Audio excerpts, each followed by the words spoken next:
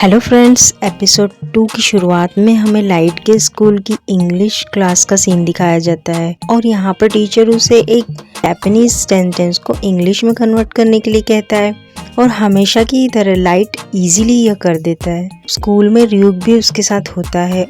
शुक्र है तुम्हारी क्लास ओवर हो गई लाइट। अब ये बताओ कि हमें चलना कहाँ पर है, मुझे छोड़ के मत जाओ। और कंटिन्यूसली उससे बातें कर रहा होता है। लाइट उसे कहता है कि भले ही तुम्हारी आवाज कोई नहीं सुन सकता है मगर मेरी आवाज तो सुन सकता है ना, तो शांत रहो। यहाँ पर एक लड़का लाइट से कुछ बात करने की कोशिश करता है। इस पर लाइट कहता है कि मैं अभी बिजी हूँ। रियूक उसे मजाक में कहता है कि बिजी क्या हो तुम तो हमेशा की तरह अपने रूम में जाकर वही डेथ नोट का यूज करोगे, इसमें तो कुछ भी इम्पोर्टेंट नहीं है। लेकिन लाइट कहता है कि यह बहुत इम्पोर्टेंट है। अब लाइट घर पर आकर फिर से उस डेथ नोट में क्रिमिनल्स के नाम लिखना शुरू कर देता है जो कि न्यूज ब्रॉडकास्ट में दिखाया जाता है। रियूक उसे वॉच करता रहता है और पूछता है कि इतनी मेहनत क्यों कर रहे हो। लाइट उसे कहता है कि स्कूल से आने के बाद क्रैम स्कूल से पहले मेरे पास यही समय बचता है डेथ नोट में नाम लिखने के लिए। साथ ही साथ मुझे अपनी स्कूल की परफॉर्मेंस भी तो ठीक रखनी है ना, मुझे अपने स्टडी पर भी ध्यान देना होगा और मुझे अच्छी नींद की भी ज़रूरत है, वरना क्लासरूम में नींद आती रहेगी और क्लास में तो सो नहीं सकता। इसके साथ ही साथ मुझे अपनी मेंटल हेल्थ का भी ख्याल रखना है। इसके लिए मुझे अपने समय का सही इस्तेमाल करना होगा। इसी दौरान लाइट की छोटी बहन सायू दरवाज़ा खटखटाती है क्योंकि उसे अपने होमवर्क में लाइट की मदद चाहिए थी। दरवाजे पर नॉक सुनकर लाइट डेथ नोट को बंद करता है और ड्रॉअर में रख देता है और अपनी बहन को अंदर बुला लेता है। रियूक लाइट को कहता है कि अगर मैं तुम्हारी जगह होता तो ऐसा नहीं करता। अगर कोई इंसान डेथ नोट को छू लेता है तो वो मुझे सुन भी पाएगा और देख भी पाएगा।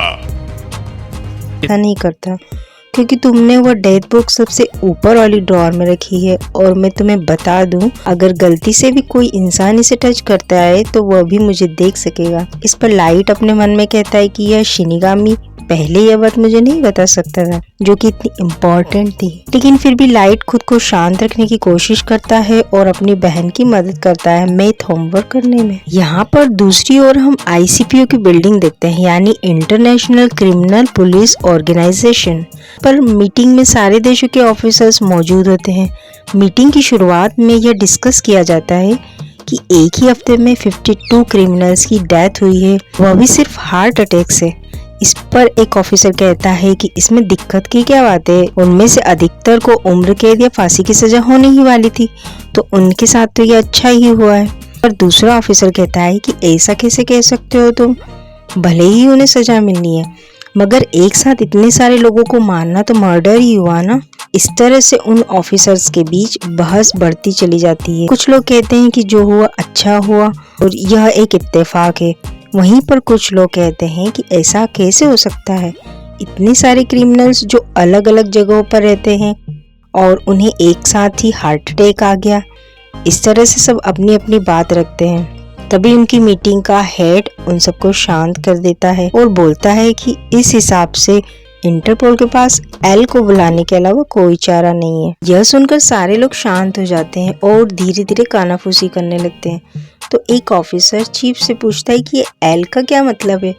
तो चीफ बताता है कि एल एक ऐसा डिटेक्टिव है जिसका रियल नेम और आइडेंटिटी किसी को भी नहीं पता है, लेकिन अब तक के जितने भी मुश्किल से मुश्किल केस थे उन्हें एल ने ही सुलझाया है और वह ICPO का ट्रम्प कार्ड है क्योंकि जितने भी केस ICPO ने उसे दिए हैं वह उसने सॉल्व करके दिखाए हैं।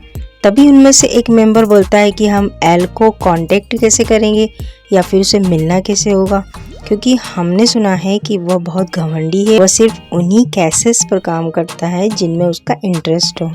उनके इन सभी सवालों का जवाब एक लंबा सा आदमी देता है जो काफी लंबा सा कोट पहने हुए था, उसका फेस छुपा हुआ था और एक बड़ी सी हैट पहने था।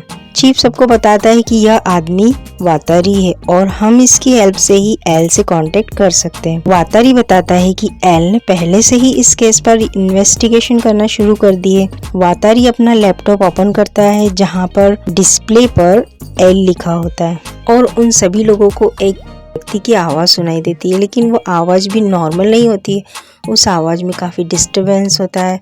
ताकि किसी को भी एल की रियल आवाज का अंदाजा ना हो सके। यहाँ पर एल कहता है कि मेरा नाम एल है और मुझे आईसीपीओ के सभी ऑर्गेनाइजेशन की हेल्प चाहिए होगी, खासकर कि जापानीज टास्क फोर्स, क्योंकि एल को शक होता है कि यह मर्डरर जापान में ही रहता है। दूसरी तरफ हम देखते हैं कि र्यूक और लाइट एक खंडहर में है और लाइट अपनी नोटबुक को सुरक्षित रखने के लिए एक ट्रैप क्रिएट करता है, लेकिन उसमें आग लग जाती है। जब लाइट घर आ जाता है तब वह अपनी फर्स्ट ड्रॉअर ओपन करता है जिसमें एक नॉर्मल डायरी होती है। र्यूक कहता है कि तुमने उसे छुपा दिया लेकिन उसमें चाबी लगी ही रहने दी। तो लाइट कहता है कि यदि ड्रॉअर अनलॉक होगा तो किसी को भी यही लगेगा कि मैं यही डायरी छुपा रहा था। तो इसके बाद वो लोग और ताकाझाकी नहीं करेंगे, लेकिन डायरी के नीचे डेथ नोट को छुपाने की असली जगह है। इसको खोलने के लिए बॉल पॉइंट पेन की रिफिल का यूज कर सकते हैं। ड्रॉअर के नीचे मौजूद छेद में यदि रिफिल को डाला जाए तो ड्रॉअर के बॉटम को उठाया जा सकता है। में लाइट ने एक कनेक्शन सेटअप कर रखा था डेथ नोट को छुपाने के लिए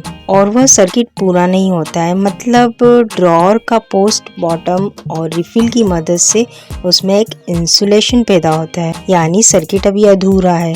लेकिन ऊपर से उस ड्रॉअर की बॉटम को पहचान कर यदि कोई उठा लेता है तो तुरंत ही सर्किट पूरा हो जाएगा और डेथ नोट में उसी समय आग लग जाएगी। और कोई इंक्वायरी करेगा तो मैं बोल दूंगा कि मैं अपनी डायरी छुपा रहा था और मैं नहीं चाहता कि कोई उसे पढ़े, और इस तरह से जेल जाने से तो बचा जा सकता है। यहाँ पर हमें दिखाया जाता है कि काफी सारे और क्रिमिनल्स हार्ट अटैक से मर रहे हैं और लोग लाइट को कीरा के नाम से जानने लग जाते हैं। लेकिन न्यूज रिपोर्टिंग में अभी भी यही बताया जा रहा था तो एक प्रकार का कोइंसिडेंस है और वे लोग कीरा के होने को स्वीकारते नहीं है।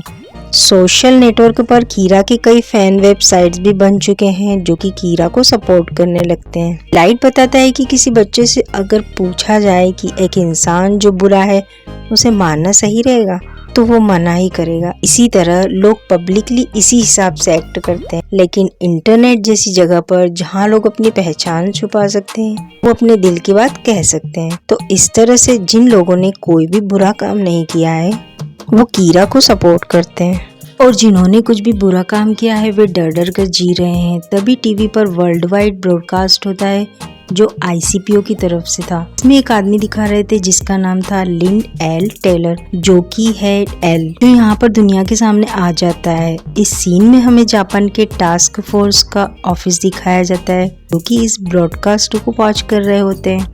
एक ऑफिसर चीफ से पूछता है कि एल ने अपना फेस रिवील अभी तक तो नहीं किया था, तो इस बार क्यों? तो चीफ कहता है कि शायद इस केस के लिए एल ज्यादा सीरियस हो।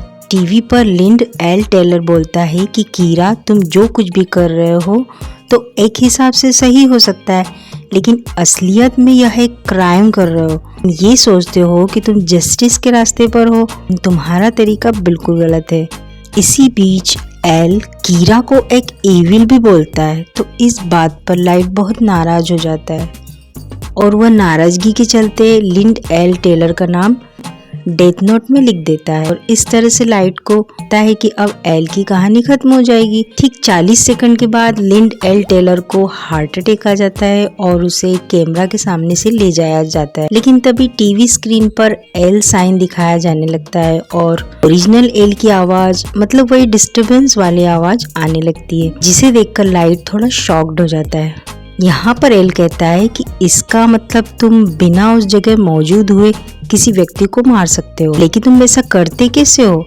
अगर मैंने यह सब अपनी आंखों से नहीं देखा होता तो मुझे इस बात पर कभी यकीन नहीं होता। और यहाँ पर एल लाइट को चैलेंज करता है कि अब मुझे मार कर दिखाओ। यह सब कुछ टीवी पर लाइव चल रहा होता है। अब लोगों में बातें होना शुरू हो जाती है कि यह तो कीरा वर्सेस एल चल रहा है और इसे एक लाइव मर्डर का नाम दे देते हैं। कीरा के सपोर्टर उसे कहते हैं कि मार दो कीरा उसे, लेकिन लाइट बिना एग्जैक्ट नाम और चेहरे के किसी को नहीं मार सकता, तो वो चुपचाप खड़ा होकर देखता रहता है। एल आगे कहता है कि तुमने मुझे एक अच्छा हिंट दिया है और अब मैं तुम्हें एक बात बताता हूँ। इस ब्रॉडकास्ट की शुरुआत में बताया गया था कि यह एक वर्ल्ड वाइड है, लेकिन असल में यह सिर्फ जापान के कांटो रीजन में हो रहा है। और अब तुम सोचोगे कि मैंने इसी जगह को क्यों चुना है, तो तुम्हारा पता लगाने के लिए मैंने तुम्हारे फर्स्ट विक्टिम को पहचान लिया है। जिसको तुमने डे केयर में अपना निशाना बनाया था। वैसे तुम्हारा लक बहुत अच्छा है कि तुम कांटो रीजन में रहते हो, क्योंकि यहाँ की पॉपुलेशन बहुत ही ज़्यादा है। तुम्हें ढूंढना आसान नहीं होगा, लेकिन कोई बात नहीं, मैं तुम्हें पकड़ लूँगा और सजा दूंगा। इसके बाद तुम मुझे आराम से बता देना कि ये सब तुम कैसे कर रहे हो। इसके बाद ब्रॉडकास्ट खत्म हो जाता है। पुलिस काफी ज्यादा खुश होती है और मोटिवेट हो जाती है कि एल सच में काफी कमाल का है। अब लाइट खुद को संभालता है। लाइट और एल दोनों एक साथ बोलते हैं कि तुम जहाँ भी हो मैं तुम्हें ढूंढ कर निकालूंगा। अजीब बात है, दोनों एक दूसरे को मारना चाहते हैं और दोनों ने एक दूसरे का चेहरा नहीं देखा हुआ। इस गेम में बहुत मजा आने वाला है। इंसान वाकई काफी इंटरेस्टिंग होते हैं। और इसी के साथ ये एपिसोड यहीं पर खत्म होता है। इसके 3rd एपिसोड के लिए इस चैनल को सब्सक्राइब करना मत भूलिएगा फ्रेंड्स।